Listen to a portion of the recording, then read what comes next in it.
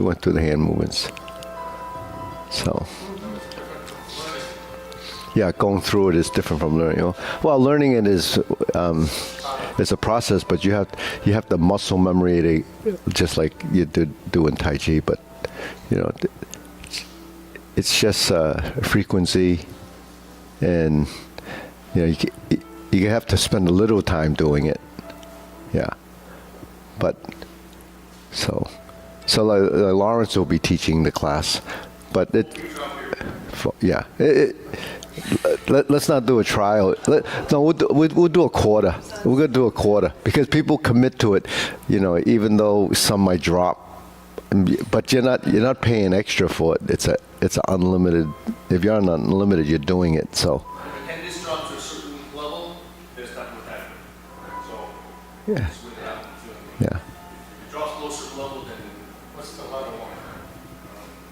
4, 2. No, my husband said it'll come. Your husband's gonna come? He said, yep. He's gonna do kung fu. Your husband wants to do kung fu? Yeah. So that's a new person. Yeah. But not Tai Chi. No. No Tai Chi. Don't ask. How? So can I ask how old your husband? 21? No, I'm not. Is he? He's 70 and wants to do kung fu? Wow. He knows what it is? We'll find out. So, Tai Chi. yeah. Has he done martial arts before? No. Yeah. I think he took judo in college. Oh yeah. People think Tai Chi's for old people. That's why. That's right. Well, he's hiking 6 miles. So, yeah. He's adventurous. Okay. It's like, I mean, it's gonna be if you never did it and he's 70, it's still a pretty steep curve to learn. It's not the physical side of it, it's the memory side that they think I can't remember this. That's what it's going to be. So, anyways, okay. All right. Well, actually, Lawrence's back will have to be sunny anyways, because like some days Lawrence goes away a lot, so Sunny will probably be the backup on that. All right, ready? First exercise. 1, 2, 3. 1, 2, 3. 1, 2, 3. 1, 2, 3. 1, 2, 3. 1, 2, 3. 1, 2, 3. 1, 2, 3. 1, 2, 3. 1, 2, 3. 1, 2, and stop. To the side. 1, 2, 3. 1, 2, 3. 1, 2, 3. 1, 2, 3. 1, 2, 3. 1, 2, 3. 1, 2, 3. 1, 2, and stop. Oh, I have your t-shirts, by the way. Hands up. Reach down. 1, 2, 3. To your right. 2, 3. To your left. 2, 3. Center. Inhale. Exhale. Hands up. Reach down. 1, 2, 3. To your right. 2, 3. To your left. 2, 3. Center. Inhale. Exhale. Okay, one more set. Hands up. Reach down. 1, 2, 3. To your right.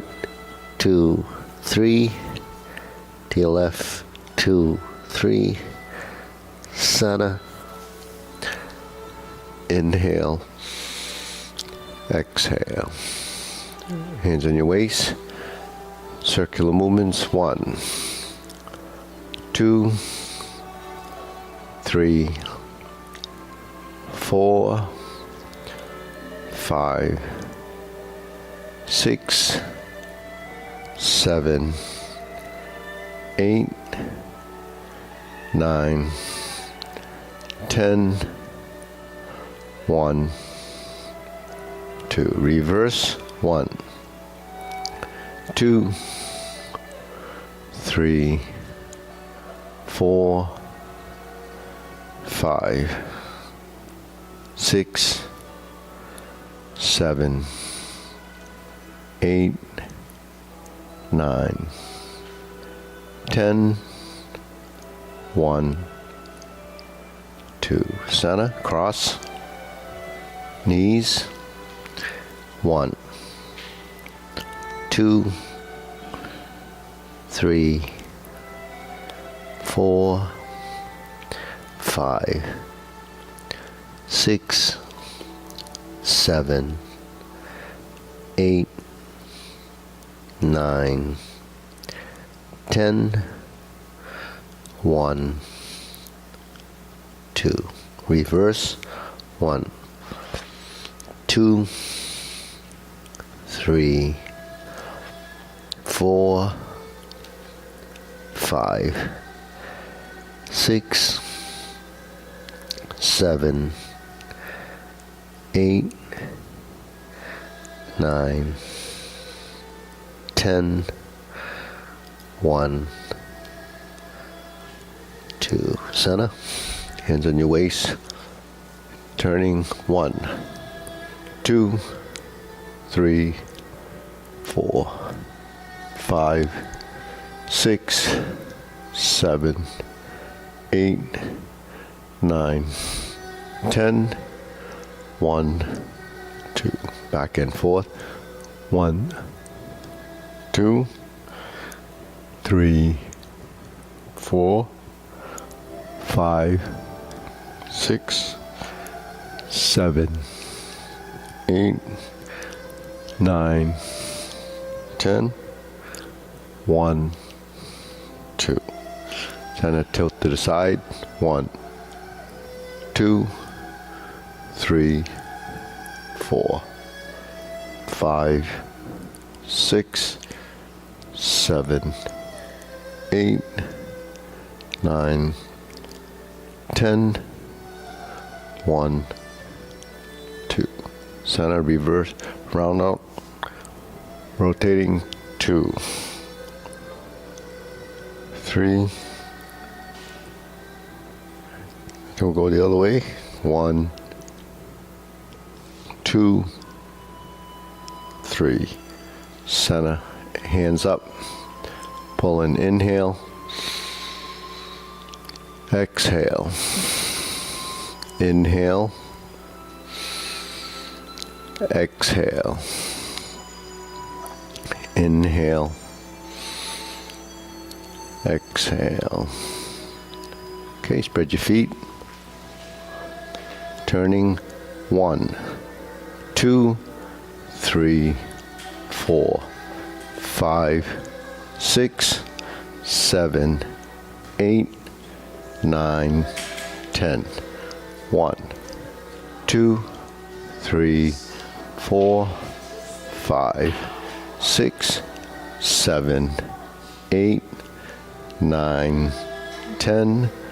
1, 2, 3, and stop. Okay, turn, stretch it out.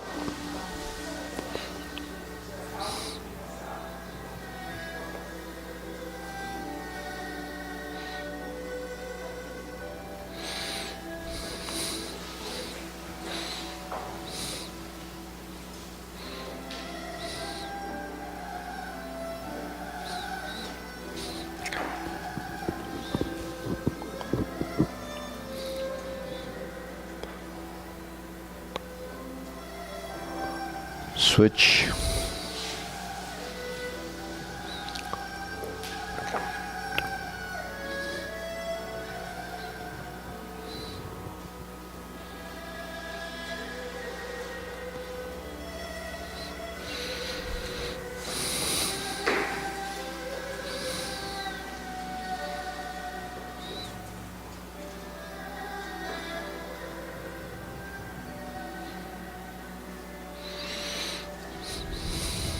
Okay, switch, straighten the front knee.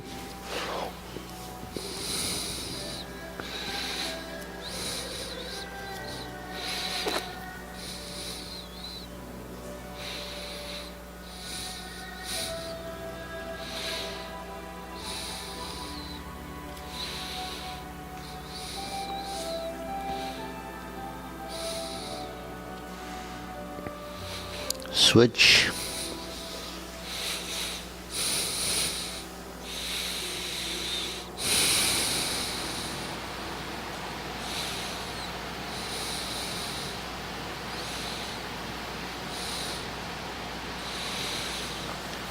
Switch.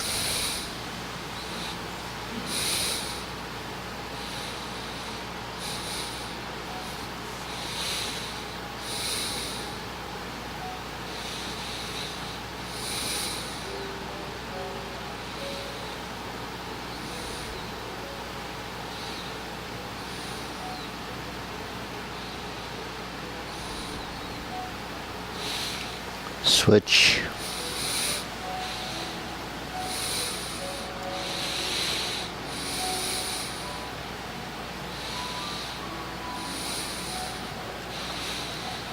Switch.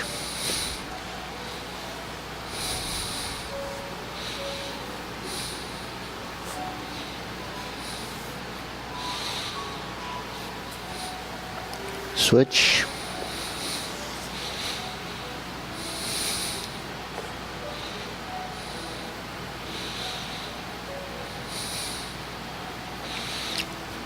Center.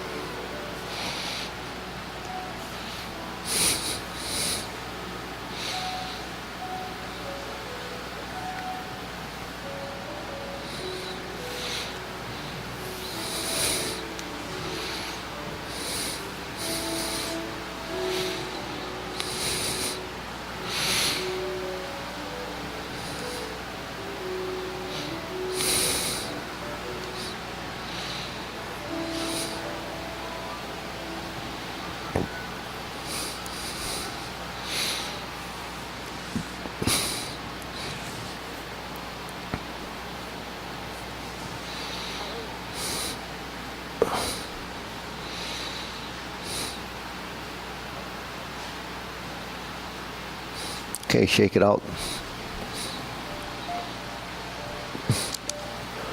Okay, deep breathing. Inhale. Exhale. Inhale. Exhale.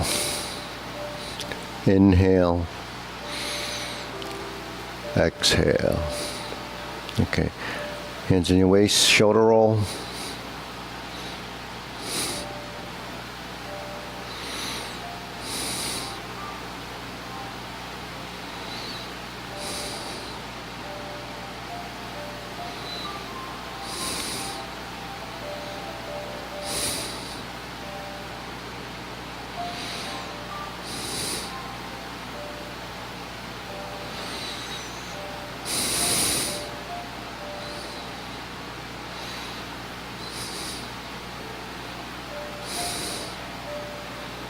Okay, reverse.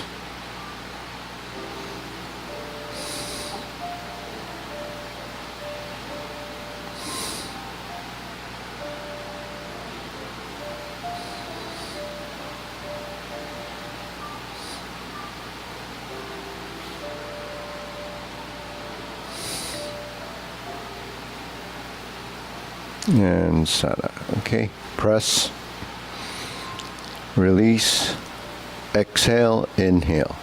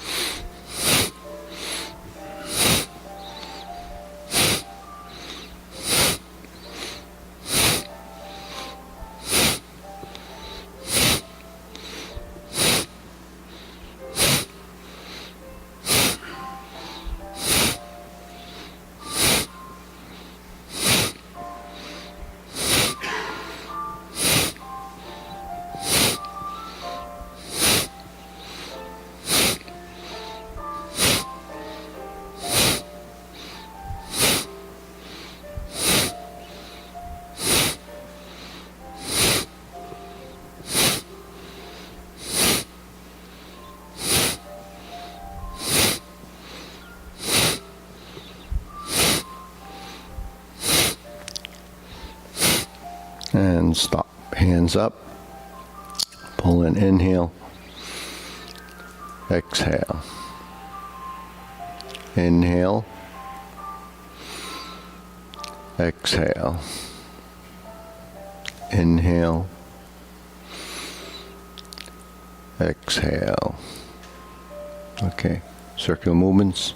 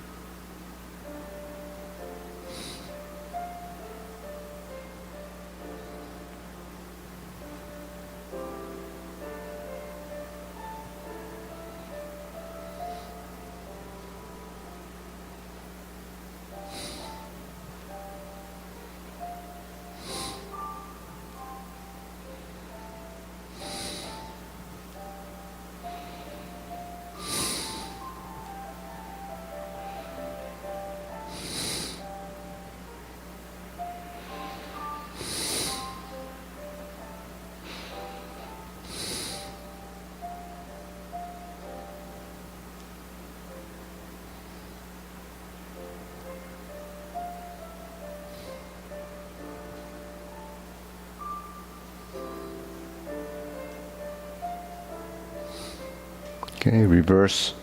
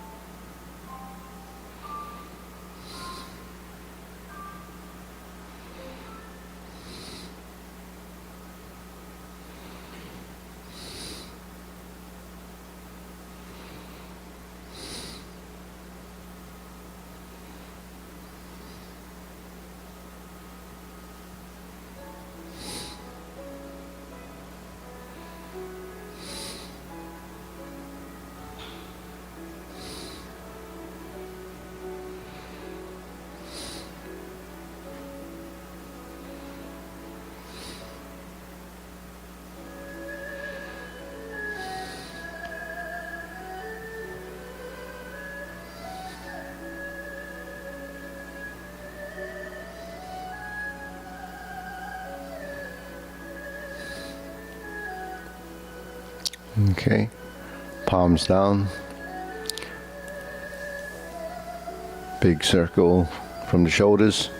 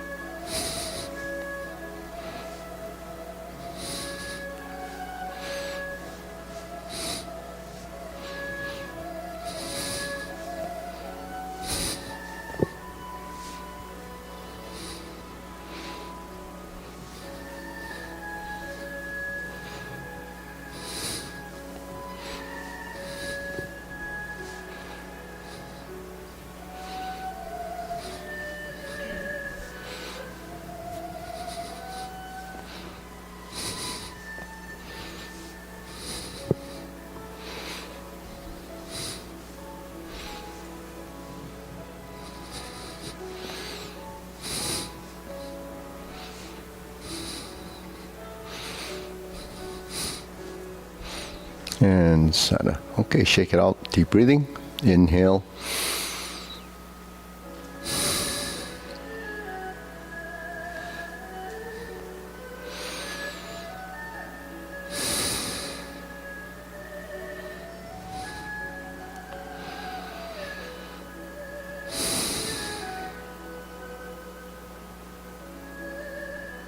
Okay.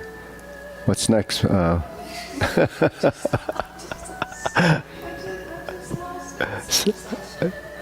Side to side. Okay.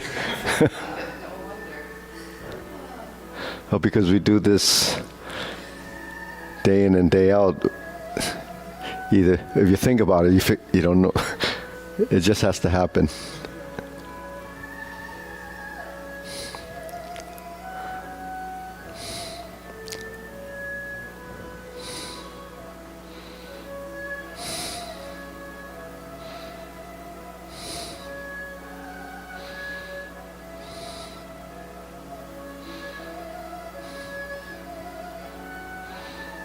And Sana. Okay, lift up.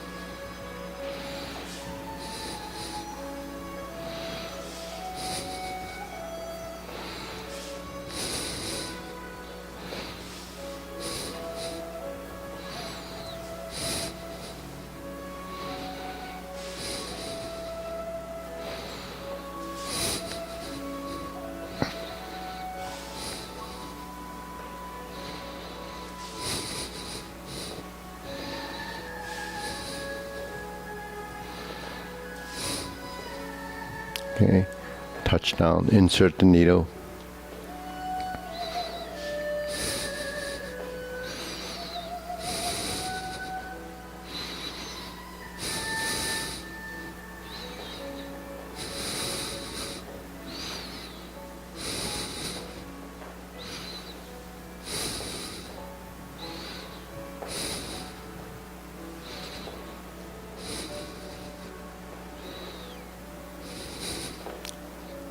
Switch.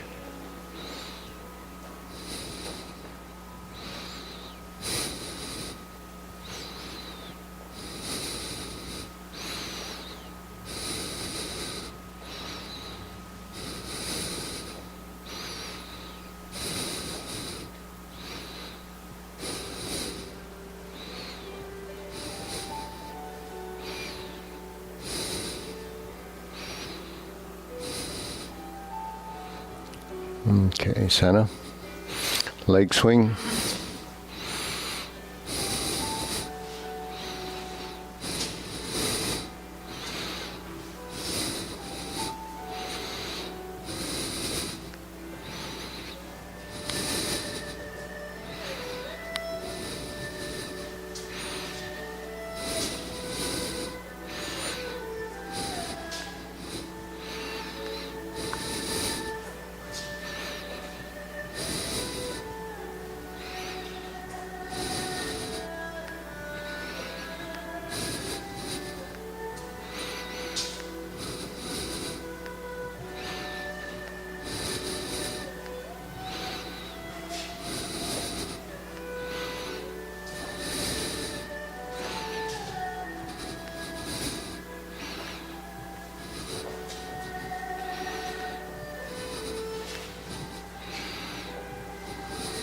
And Sana. Switch.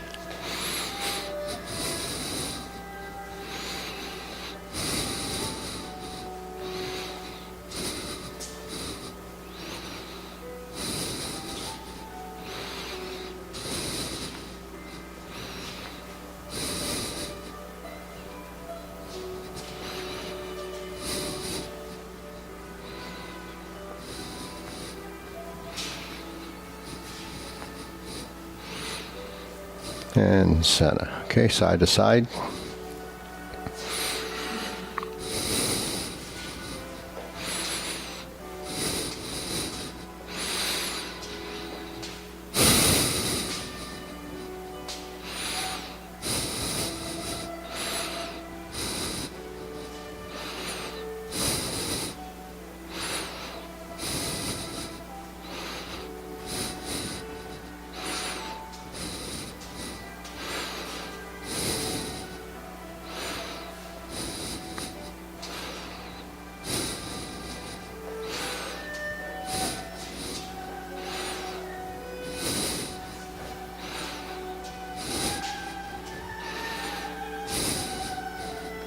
Switch.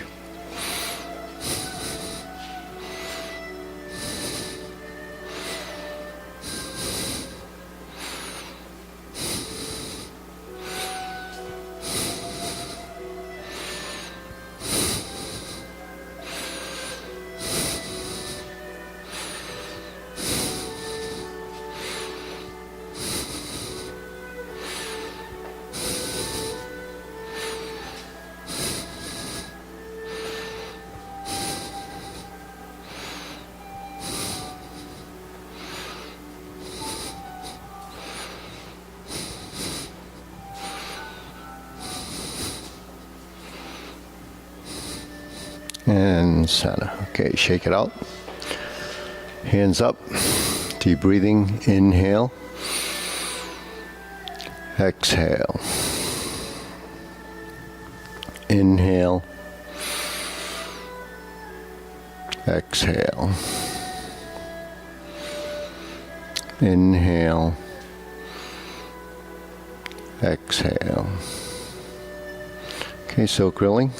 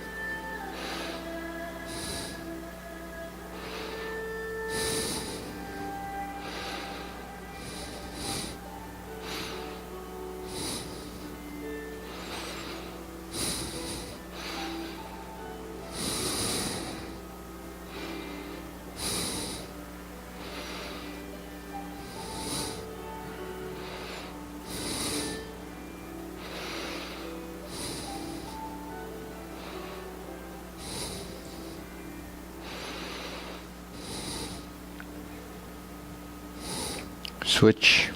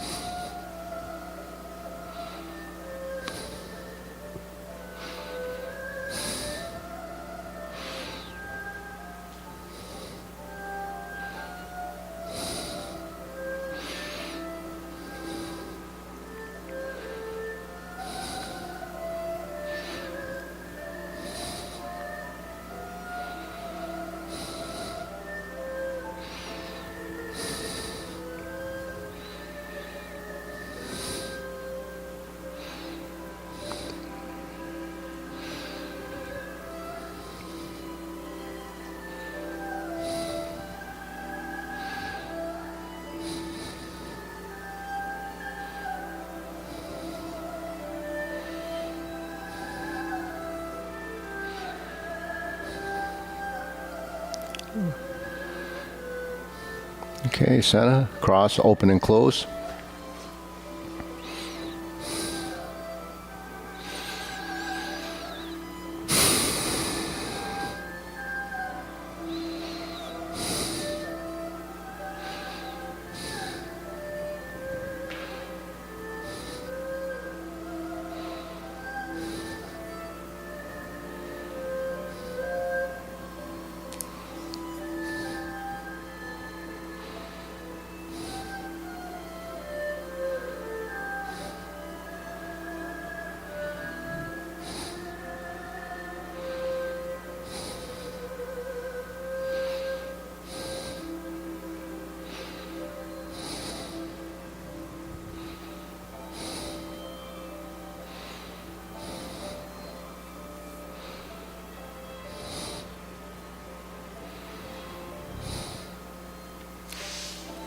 Switch.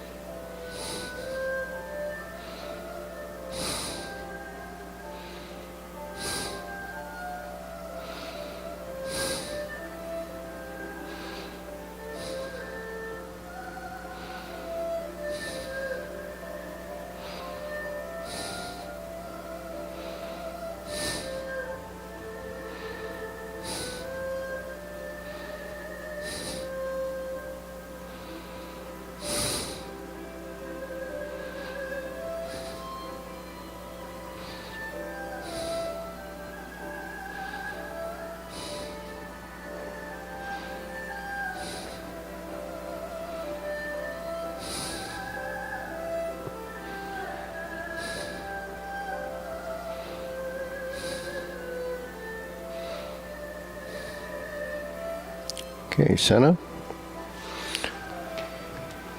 Okay, circular movements.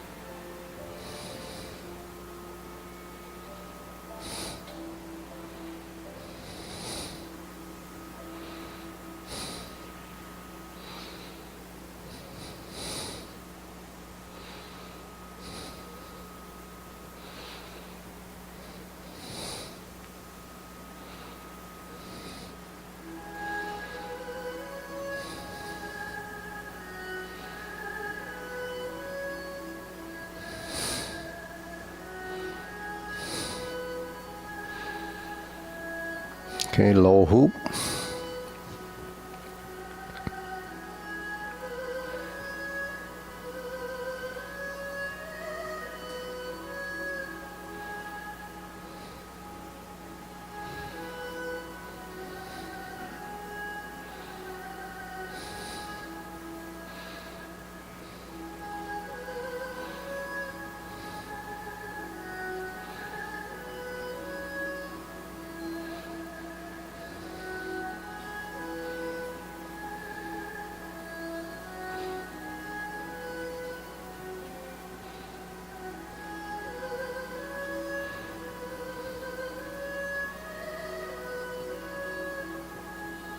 Okay, shoulder height.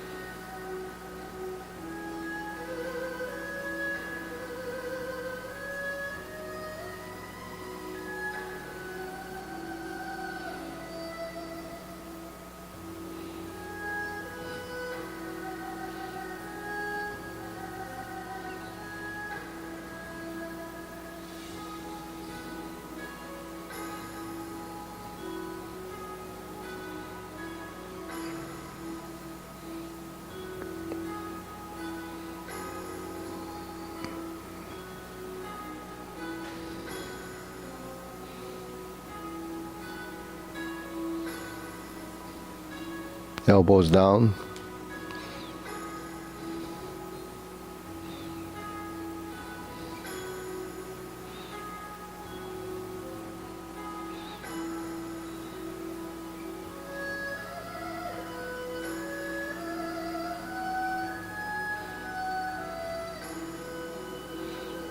Okay. Relax the neck, body. Actually, we're in the elbow down position.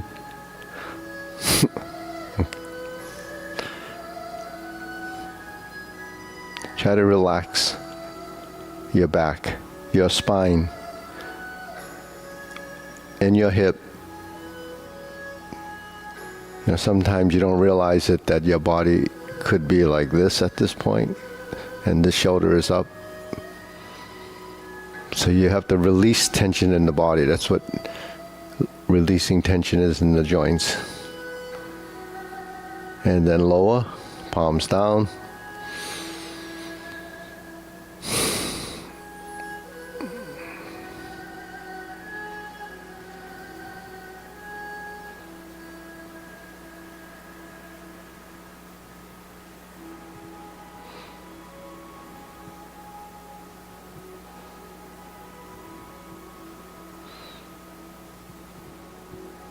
Okay, straighten up the elbows, straighten up. Lift your neck, lift your spine. Yeah, so elbows should be straight. Fingertips pointing down. Extend.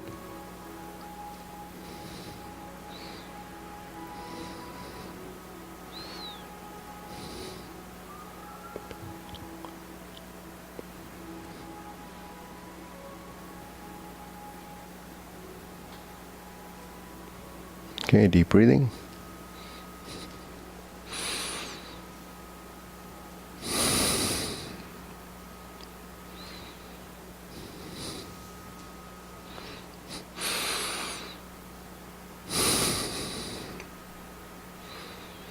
So any of the posturing or standing meditation, it's building muscle memory, but you know, when you stand in a vertical position, it's aligning your ligaments and tendons. You know, it's just like your car. You do a wheel alignment, because if the wheels are not aligned correctly, then you get, you know, less efficiency in the drive, and also could be wobbling, right? So your body is the same thing. If you don't align your body, then the musculature starts to set what it thinks is the correct position, because your sensory systems are in your joints. So your ligaments and tendons eventually will start to, you know, pick up on what that feels like in order for your body to get any benefit out of it. That's all part of muscle memory, and it's part of experience, the movement, so you have feeling.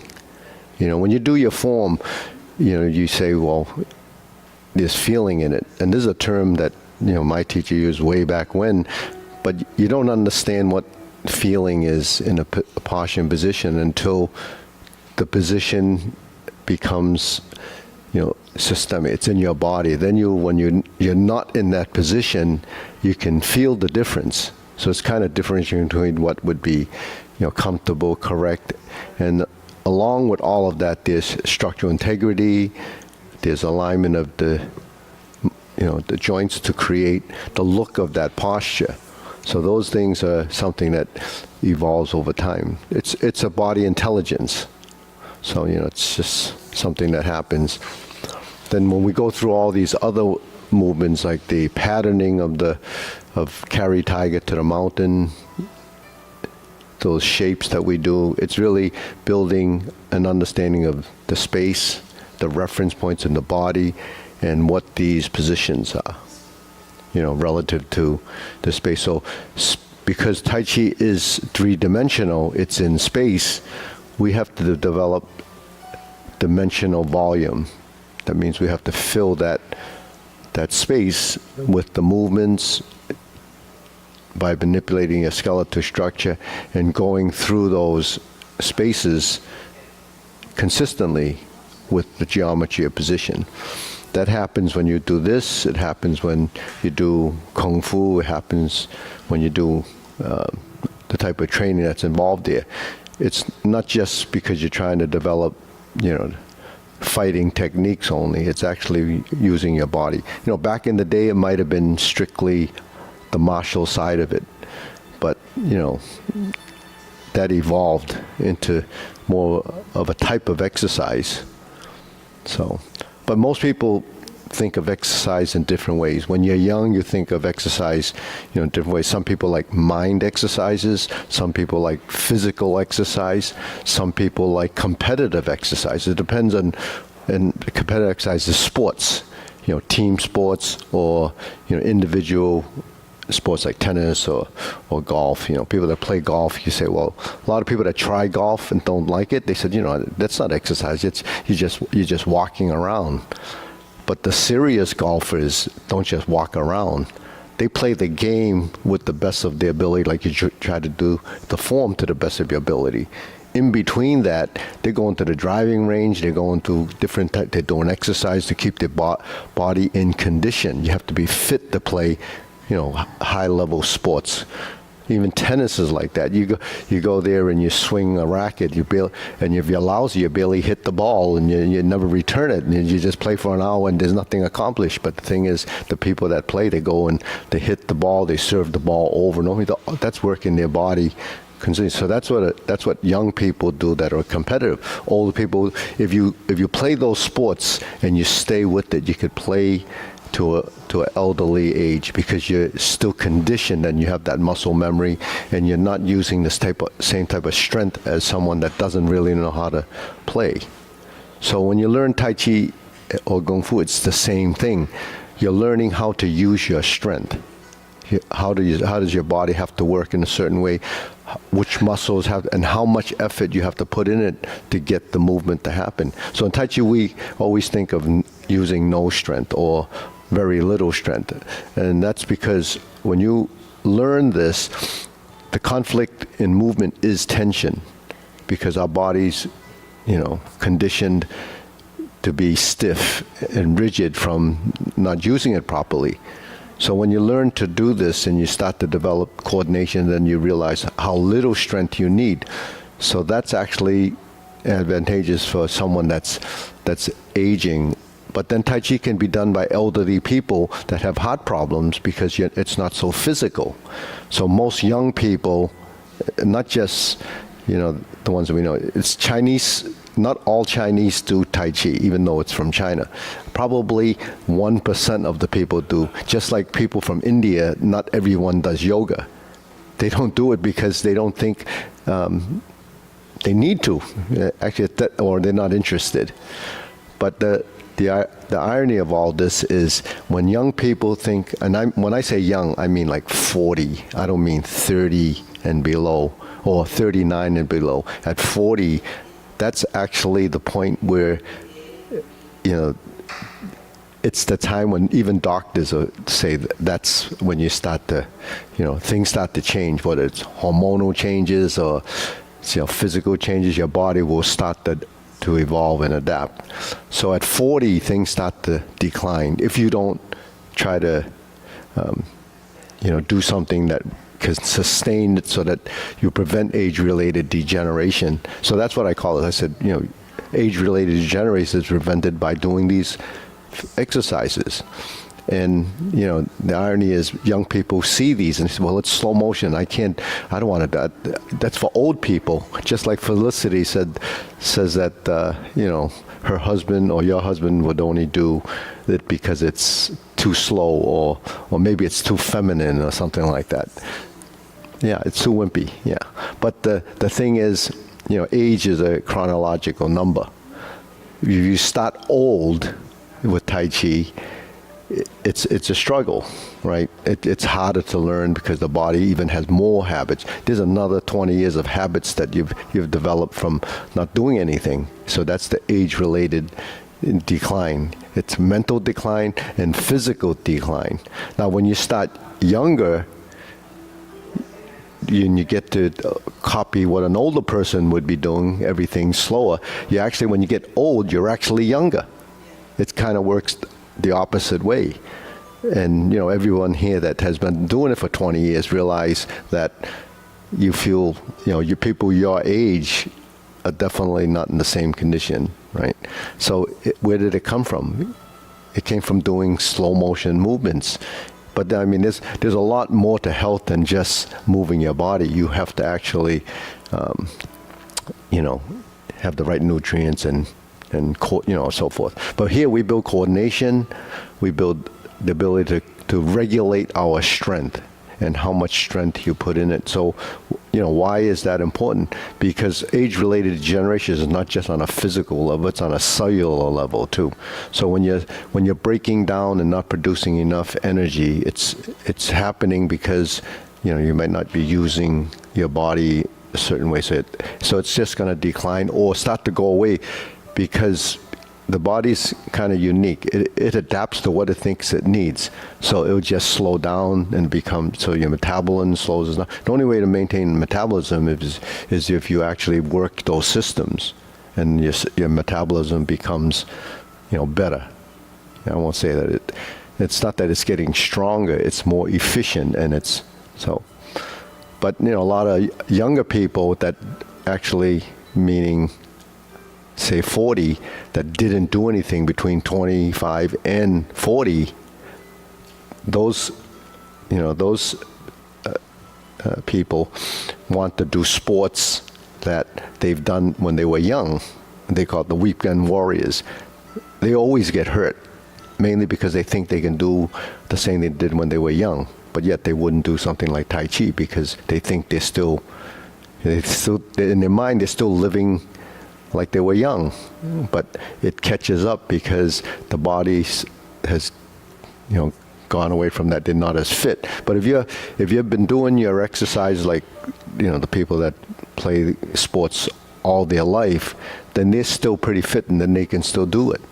But if you stop for 20 years and then you think, well, I'm going to pick up something, and that's what a lot of people do. They go to the gym and they start to do all these exercises that's prescribed to young people, and they try to do the same thing, but it doesn't work. It's called HIIT, right? High intensity interval training. That's what most young people do.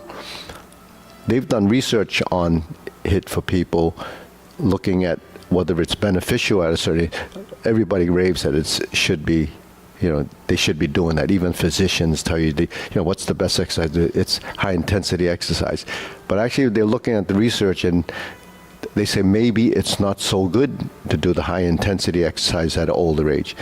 But they're not looking at it on a physical level. They look on a cellular level. So mitochondria produce energy for everything in the muscle to get the muscles to work. Whether it's, the muscles we use for movement, the voluntary muscles, or your heart and so forth. They're all muscles, so it uses this energy. But if you do this high intensity exercise when you're older, they look at it's called ROSs, reactive oxidative stress. That's what's the byproduct of the mitochondria. So they see that, and because you're constantly producing, and that's something that causes inflammation. So if you do these exercises as you're older and it's too strenuous, you start to produce excessive amount of reactive oxidation reactive oxidation species, and it's bad for inflammation. So sometimes people burn out just doing that because the body starts to go backwards because you wear it out. But that's because older people go into the gyms and having someone young train you. You don't get older trainers teaching you that unless they've been doing it for a long time. But usually it's the young people that are the coaches are doing so they kind of, want you to do what they do. That's not easy to do. So then that's why people get into it and either get hurt. It's like yoga, a lot of people do, right? Hot yoga, most people do yoga because, it makes them have a certain physique. Most people that do yoga are already fit, but then you get someone trying to do yoga that's not fit, and what happens? They hurt their back, they pull a muscle, all that stuff happens because there's more injuries from yoga for older people then it's good for them. And how do I know that? Because some chiropractors that I knew said, more people come in to get treated from the yoga classes because it's holding positions, not simple positions and really awkward positions. So if your strength isn't there to hold these awkward positions, then you end up hurting yourself. Because if you hold the position long enough, you either get a cramp or you're gonna, the muscles are overworking overtime. Because how do you hold the position, whatever the position is? We hold positions, but it's relaxed and you're standing. But that's not, to get the look of that physical position. We're doing it for muscle memory as a pass-through. So when our hands are here, it might be a movement that's going to there, or a hand that's going to there. So they're just more of those patterns in space that we have to understand from the muscle memory, that when the hands cross, or they open, or they push, you're moving from position to position. So that's a neurological, motor skill that's developed from the motor neurons that are tied to your muscles. So that's what we're controlling. And then we learn to use gravity. Gravity is something that allows us to get our hands to descend without strength. So learning to use less strength, be more efficient, is what helps preserve the energy in your body. So why waste energy if you don't have to? Everyone wants to conserve energy, right? You lower your temperature in the house, or you don't use as much gas to save energy. Why do you conserve energy? You step on the pedal less, you conserve a little energy. So we don't think about our body conserving that energy. So we try to do things so that it's, gentle and integrated, so that your whole body will use a little bit and not waste it all in one arm, or have a stiff back and you're rigid all day long, then it's exhausted. And usually if you have that stiff back, you probably have back problems too. You wake up, you're probably aching, because that's just what your body does, is it gets stiff and it starts to ache and you have pain. So to overcome that is increase range of motion and twist and turn all the muscles that you really need to move. So how many people have back problems here? Yeah, it's from so stretching, turning, and moving is the only way to alleviate that, and movement. Part of the difficulty of people who've been athletic Yeah. is that they only see exercise with effort as yielding anything. Yeah. And now you're saying do the least effort possible, and the mindset for those Yeah. athletes, I think, is how it's not going to do anything. Yeah, because I'm not putting effort in. Yeah, because, we've been convinced that that's what exercise is. An exercise could be a mind skill. Like when you learn multiplication, that's an exercise. You just recite it over and over again. It becomes a mental exercise. But the physical exercise, because they think you have to have strong muscles in order to be fit. But you could have strong muscles but be functional muscles. Just because they look like they're conditioned, has a good muscle tone, doesn't mean you have good coordination. Doesn't mean you can move. You could, like a bodybuilder, they go into all these awkward positions and build muscles that most people don't have for a look. That's all it is. They blow up their body to look a certain way, and then some bodybuilders actually have a mental thing going on there. So, but the thing is, we don't need that kind of strength. Like you look at, animals that they just, most of the time, they're just hanging around, lying down, doing nothing until you want to take them for a walk, or it's time to eat. So they don't run marathons unless they need to do something. So humans do that. humans go around running, 26 miles because they have to prove that they can run 26 miles. But the human body's not really designed to run those kind of distances. But we can because we have the ability to adapt and then build up. But you can't run them forever, at some point, unless you train. I mean, you get 70-year-olds that run marathons. But if you don't run marathons and you train and then you do one, the people that I know that did it, that didn't train, sometimes they can't walk for like a week because they've accumulated, or their body is full of all that, the lactic toxins that are in the muscles. And sometimes it's even longer, the recovery time, because your body, goes through, you're abused your body. So that's what, we need to understand too. So, but no, it's true. People that think exercise is only a physical thing, is missing the point. But most young people do that, And the young people that do that, unless they were actually, if you did martial arts as a kid and then you work out, you've built some coordination because the muscle memory is still there. But if you don't do that, and you just didn't do anything and you just go gym and work out, you probably still don't have coordination. Because coordination is up here of how you network your body.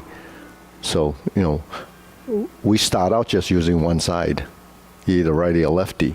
When do you use the other side? Not as often, And it doesn't have the motor skill that was developed on the side that you use a lot. So that's what's important. So let's the posturing. So Felicity's back for a week, but let's go into the diagonal flying, right? So in the Tai Chi paradigm, we have these transitions.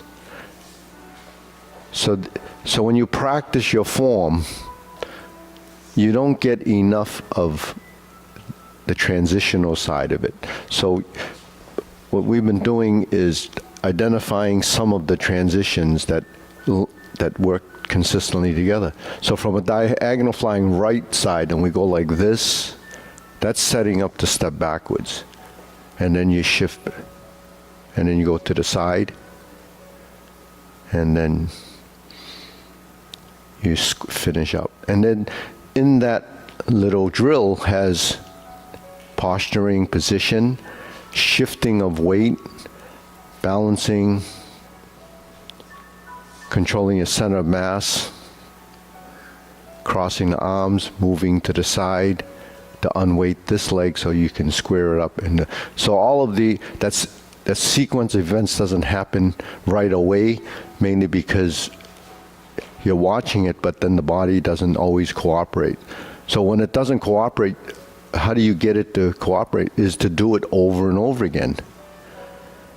When you're doing movement, you develop a set of neurons that create that. It's called an engram. So you have to do these movements over and over again for your body to pick up on. Then it just happens, and that's just that's a process that happens in what we do. Now, when you're on the right side, you go to the left. This happens more often in the form. In the first section of the form, we step up. Now there's a shift. What's the shift? And then here. So you can't bring this foot here unless you shift, right? And then it comes here. Because if you try to bring this foot here without shifting, then it's heavy, right? So you shift to unweight. Once you get it to here, then it allows you're allowed to step forward, and then you press forward just like we project forward in the grass sparrows. But then when we shift again, we have to release and relax the shoulders. And then you come through center and you find shoulder width stance. And then you start to lift, and you bend, and you rise, and you fall. See? So that's what evolving in the form is to get your body working to build synchronization, and the idea of shifting your weight and carrying the body weight over one leg at a time. Now this doesn't happen for a new person learning, because all the focus on for a new person, and this is going to happen in Kung Fu too, is just memorizing sequence. So the details are not as critical, but because you all do Tai Chi, if you were learning Kung Fu, you would go through the same process. Memorize the sequence, get your body to kind of acclimate toward the type of differences. That's those differences, if it was another Tai Chi form, is a stylistic difference. The concept is the same. Shift your weight, move into a stance. So, we have stances in Kung Fu just like stances in Tai Chi. But stance work, people don't think of legs as stance work until you understand what stance work is. Stance work is footwork. So if you're like this in Tai Chi, and you're like this playing basketball, and you're covering someone, you're in this horse stance, and your hands are like this. So, that's the only way our body can go, right? We can go into this, or we go like this, or we go like this, or we step forward and we go backwards. That's how we move. That's footwork. But when you take a lesson in tennis or whatever you're playing, do you learn footwork? No, you learn how to swing the paddle or the racket. And then they tell you to take a step, and no one can take a step because they're always doing this, because they can't move the lower half. The lower half is what we have to learn how to move, because that's the part that builds center of mass, control of your balance, and shifting of weight. When you move to the side, you don't just move to the side, otherwise you'd fall. When you move to the side, your body goes that way before it goes this way. So that's a control factor when you take a step. You have to move backwards to move forward. And why there? Why do you have to move backward and move forward? Because you have to unweight this leg for an instant in order to move. If you don't unweight this leg, how can you move forward? That's what unweighting is. If you're a skier, you know what unweighting is. If you're an ice skater, you know what unweighting is. You always have to unweight. You have to transition. Otherwise, you can't pivot, you can't shift, you can't do anything. You can't pick up your foot and turn it. So that we do this to turn, but if you're a skier and you had to do one of these things to turn around, that's what you do. How does that work? It's because you learn how to do that. But if you're a person just skiing and you try to do this, you'd probably hurt your hip or injure your knee. So anyways, so when we're here and we shift and step up, that's a press. Now we have to shift our weight in order to go. So this is something that we try to refine. Stalk, flaps, wings. Okay. Now we also have, from diagonal flying here, a transition to take us to insert needle. And you pull the foot in, and you go up, and you go down. And you go forward, and you go back. You adjust the front foot, you open the back foot, you lift your hands in the back, and then you spread your arms. Okay, so that's taking diagonal flying through two other postures, and drop your hand in, and then you step out, and you go back, and you go forward. So each one of those is a weight shift. And it's called differentiating between solid and empty. So you have to distinguish which has weight and which is empty, and then your body, and that's in everything. So where is it in, say, brush knee? You turn, you weight it on the back leg, you transition, the weight goes to the front leg, you sit back, the weight goes back, and you synchronize it with the hands and the legs. So arms and legs have to build a relationship. Now this is the kind of thing that you're not going to get when you do calisthenics, because calisthenics are designed to work a group of muscles, and that's what you would do. If you were injured, you go to a physical therapist and they say, well, you need to do a bunch of these to strengthen the part that had been injured. But in Tai Chi, we're working to build a network of hands and legs, turning the spine and back. So turning the spine, like when we do here, is sort of the building blocks to learn how to turn the waist. Well, we know how to turn the waist, or what it is, your shoulders twist, but it's the muscles in your back and in your torso that allow this to happen. So it becomes a motor skill, like turning.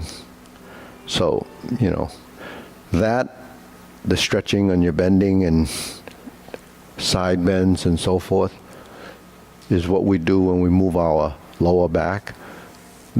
This section of the, your obliques, the sides, and here. So all of this whole area is all connected, because all the muscles actually crisscross. Otherwise, it's not like this muscle is there. It's systemic. It's kind of the fascia that kind of encases all of that.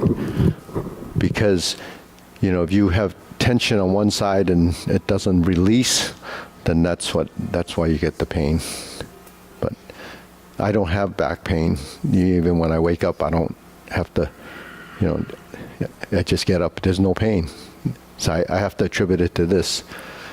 Because, it does, it does alleviate things that some people have. But back pain is not an elderly thing.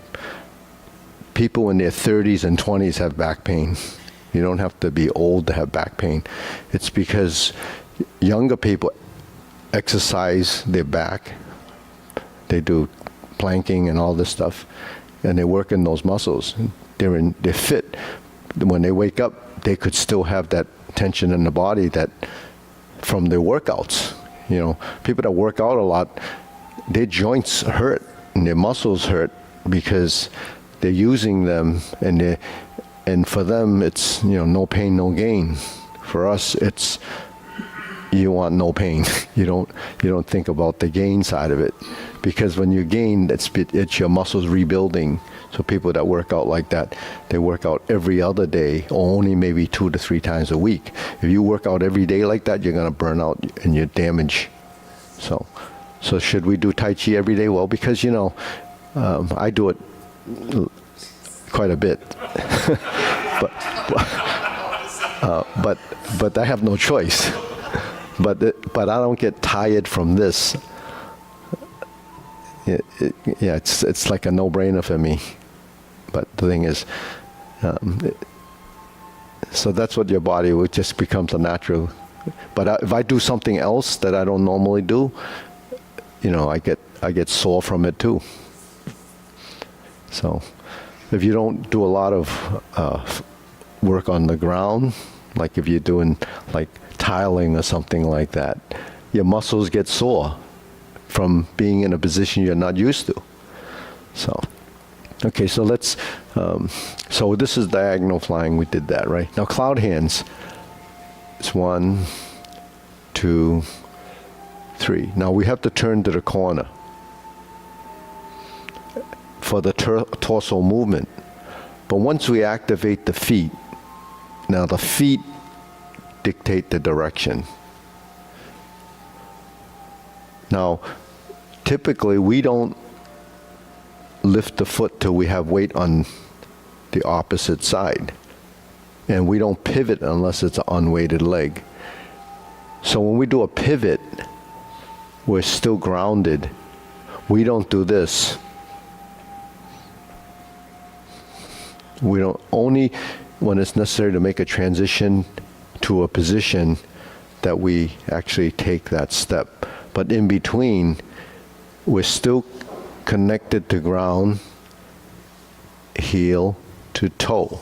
Now once we're here, we take that step. Then when the toe touches, it becomes a heel, and then that pivots through the pelvis, but you're still keeping this leg light. So you just open the hip. Now when it gets to here, To get to the ball of the foot, it's the hip. And then when you step out, you reach out and you're centered here. And you open, and that opening now becomes keeping the weight on this side before you shift to this side. Now, this type of action takes a bit of control. So if you're here and your muscles don't adapt to a transition, then there's conflict in motion, because your thigh wants to hold your weight here, but if it doesn't know to release and allow it to be an expansive movement, and the shearing of that body weight to the two sides before you make a transition becomes difficult for someone that's only doing squats. Your legs won't move like that, because now you change the dimension of motion. So that means there's a give and take in the body and the legs. So that kind of action, when you sit here and you're turning your torso and your legs are actually turning and rotating here, is where you build the rotation, the torsion movement in your lower half. And that torsion movement is what's going to prevent you from tweaking your knee or work, most injuries in the knee is because the hips are too tight.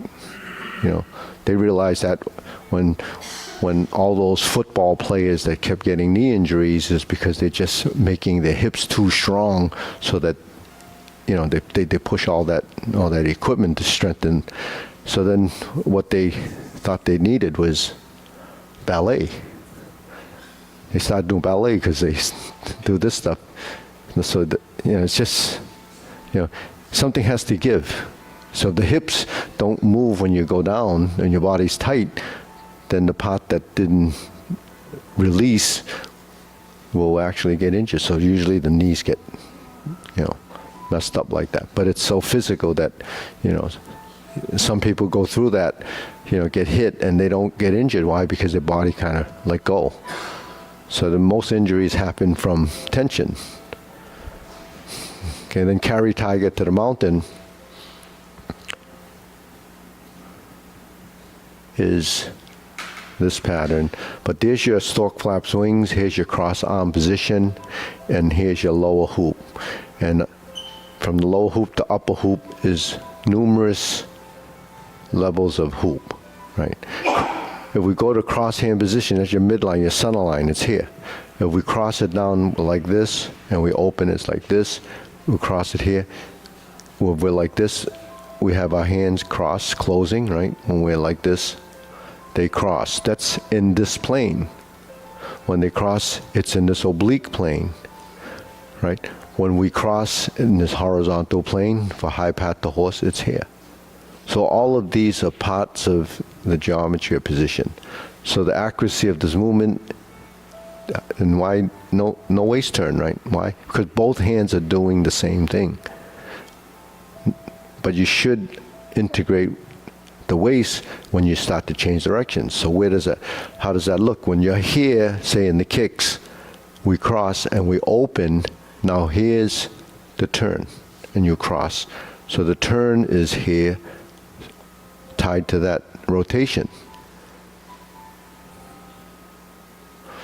Now while you do this as a physical movement, this goes up and this goes down, then it's isolated in arm.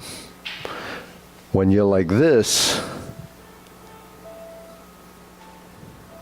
those movements are in the body.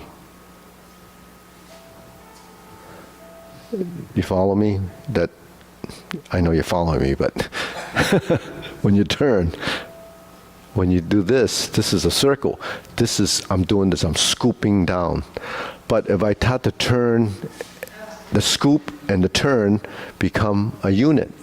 So that's integration of body using less effort here, because it went there as a function of a rotation. And then if I shift my weight and I cross my arms, that's a function of folding. So how do you create less strength use is by folding and unfolding, twisting and turning. So when we speak of efficiency of motion, that's how we get the efficiency of motion, because the turn creates the pattern without doing the pattern, because now it becomes a three-dimensional volume space, right? So when we're here, and we fold because we went down. I went forward, I'm back, I'm folding, I'm lifting, and I expand, and then it comes back down. So that's what we try to build into the movement. So it gets more complex, more sophisticated because of the complexity and the transition from moving your skeletal structure. So that's what is the building blocks, and building brain plasticity. That's tremendous. So, and then what's the next movement? If we go to the other side, we kick, then we come down. So there's your lower hoop, and here's your center position, palm out. There's palm up and palm out, and then when we go forward, then we cross. So we don't have, and when we first learn it, we bring it down, and you flip your hand. That becomes the learning part of it. But eventually when you integrate, as you go forward, the hand comes down, and you go backwards, and you flip. So the movements become driven by another part of your body, which is really active and passive. So we're trying to get the idea of what an active passive movement is, because it's yin and yang. Active and passive, active and passive. It's always sort of a cycling of those two concepts, so that the movements become balance. So balance in motion is trying to integrate the motion without using the same effort as if it was just a physical motion. So it does take some strength, but not excessive strength, just the right amount to get it to happen, and then you go back to the next move. So we're here, right?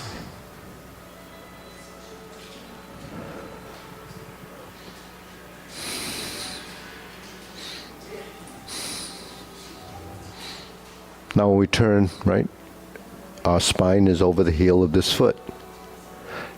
You don't turn and then try to find your center here, then you're kind of out of control.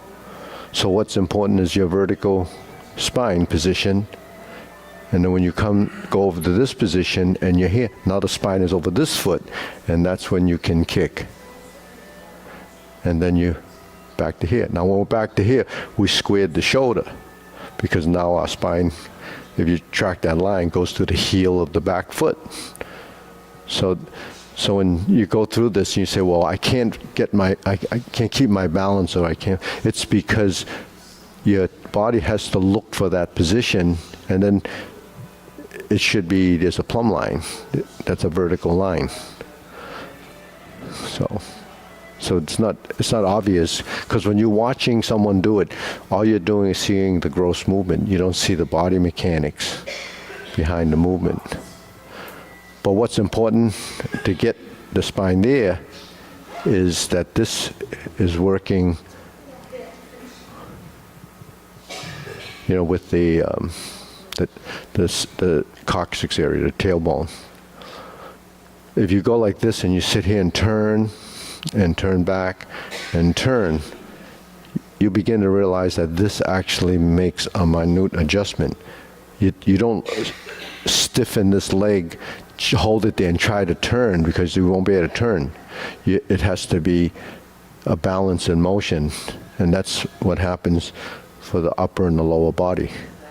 So if you wanted to just work that as an exercise, if you held it like this and you just turn, then you would realize that that's what has to happen. Now if you had your hand here and you turn, that's how we would do a block. In Kung Fu, that's what we do when we turn to the block. Because when we turn and turn, it actually is tied to your single-legged position. Because when you're standing on one leg, there's not a whole lot of stability, right? So you can stand here, but then you can't keep your own balance. So how can you block something that's coming at you? It's because you have to actually intercept something when you're in that position, and then the body will adapt and it knows. So then you have structure here and structure here. So that's body mechanics that allows for the position to have strength and a weakness. Strength and weakness is the same as yin and yang, you know. Okay, all right, deep breathing. So we didn't do a whole lot of form, just a lot of theory, principles.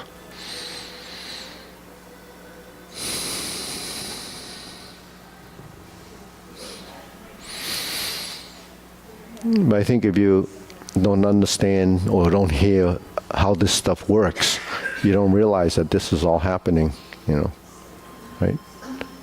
Because nobody really thinks about this in this way. Do you? Do you? Oh. Yeah, you do, right? You have to kind of, yeah. My body, I have to think about balance constantly. There's nothing natural. There's no natural position that I get to. I don't get that constantly. So whenever I try to do balance, I'm always thinking Yeah. what you say, and then I can do it. Yeah. So when you're learning, it's always here. Because you have to decipher what you think you're hearing. And then the body has to go through the process to configure the motion, which is really building a group of memory for the body. A transitional memory, a position memory, and the heightening of your sensory system, everything that's tied together for balance. And so signaling. You know, it is always a response. You go here, and then there's a feedback to the brain that says, this is where I am. But when you dial it in, when it starts to become comfortable, then it will go into your subconscious. So when you shift, you know where the center is. And if you think about the kick, it doesn't happen as smoothly as when you just do the kick. Because that's what your body wants to do. But then when you think about it, now you think about this and this, then you forgot about the leg. So you just have to do it. You know, you have to do, and that's why when you do the form and you only do it once, you did those kicks once. You have to practice this kick or this hand movements with the kick, and then you do it 10 or 20 times and then once you get that, then it starts to happen. It's not just a kick. Yeah. Every movement, when you make a transition, you go balance from one side to the other. Yeah, so when I watch someone do like a position, I don't always comment on what they're doing or not doing, but when you do say, maybe when you lift your leg like this, or you're doing an insert needle, you have to realize that your body is twisting as well. When you're doing a single-legged position, your body has to twist and it goes back. So that's something that I see that maybe the body's not ready to do that. But when you have to turn back into dropping it into center. Now what happens when you turn here to drop it into center, right? So do that movement, right? Try that insert needle. Yeah. Okay, so see how you're doing that movement.